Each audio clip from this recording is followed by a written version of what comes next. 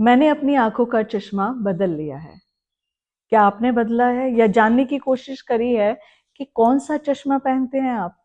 नमस्कार, मैं पूनम शर्मा कहानी विद पूनम से लेकर आई हूँ आपके लिए एक और कहानी।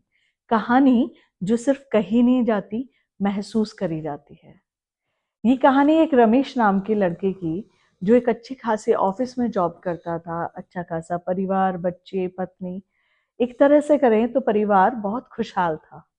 पर ना जाने क्यों वो छोटी-छोटी बातों को लेकर के इतना गुस्सा करता या मन में उन छोटी बातों को इतना सोचता कि उसे कभी खुशी ही नहीं मिलती। ऑफिस हो या घर, उसे हर वक़्त लगता कि सब मुझे पसंद ही नहीं करते। बीवी सीधे मुँह बात नहीं करती, बच्चे सुनते नहीं हैं और ऑफिस के लोग तो मुझे पसंद ही नहीं करते। धीरे-धीरे इन सब चीज़ों का बोझ उस पे इतना रहने लगा कि वो खुश ही नहीं रह पाता था। एक बार वो ऑफिस से घर आ रहा था। रास्ते में एक चाय वाले बाबा की दुकान पड़ी, तो उस चाय वाले बाबा के यहाँ वो रुक गया। रमेश ने एक बात हमेशा देखी थी कि चाय वाले बाबा, चाहे धूप हो, चाहे ठंड हो, चाहे दिन हो, चाहे रात हो, ग्राहक हो ना हो, वो हमेशा खुश रहते थे। रमेश ने उन्हें खुश देख करके पूछा कि बाबा, क्या आपको कभी कोई दुख नहीं होता या परेशानी नहीं होती जो हमेशा इतने खुश रह लेते हो? बाबा ने जवाब दिया कि दुख भी होता है, परेशानी भी होती है और हमेशा परेशानियां आती भी हैं, पर मैंने खुश रहना सीख लिया। रमेश ने बोला, ऐसा कैसे? क्या तरीका है आपका जो आपने खुश रहना सीख लिया हर हालत में? बाबा ने कहा, कुछ नहीं, बस मैंने अपना चश्मा बदल लिया। रमेश ने पूछा, चश्मा बदल लिया? बाबा ने कहा, हाँ, पहले मेरे पास दो चश्मे थे।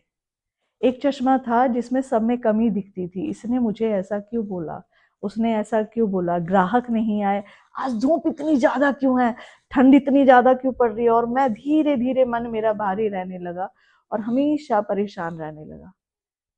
जब मैं थक गया तो मैंने उस चश्मे को उतार दिया। जो दूसरा चश्मा था वो मेरे पास था, खुशी का चश्मा। जब मैंने उस चश्मे को लगाया तो मुझे कमियां दिखनी कम हो गई। अब मुझे फर्क नहीं पड़ता था ग्राहक ज्यादा आए ना आए, जितने आए मैं उनके साथ खुश था। धूप से है, गर्मी है, मुझे फर्क नहीं पड़ता था। मैंने खुश रहना सीख लिया था क्योंकि दूसरा चश्मा मैंने पहन लिया था। यह बात रमेश को इतनी अच्छी लगी, इतनी मन में लगी कि उस दिन रमेश अपने घर गया, लेकिन उसके विचार बदल गए थे। उसने जाके अपनी पत्नी को बोला कि एक कप चाय बनाओ। उसकी पत्नी चाय बना के लेके आई, लेकिन इत्तेफाक से उसमें चीनी ज्यादा हो गई।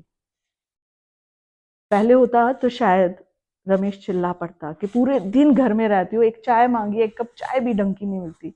पर आज रमेश ने भी अपना चश्मा बदल लिया और खुशी का चश्मा पहना।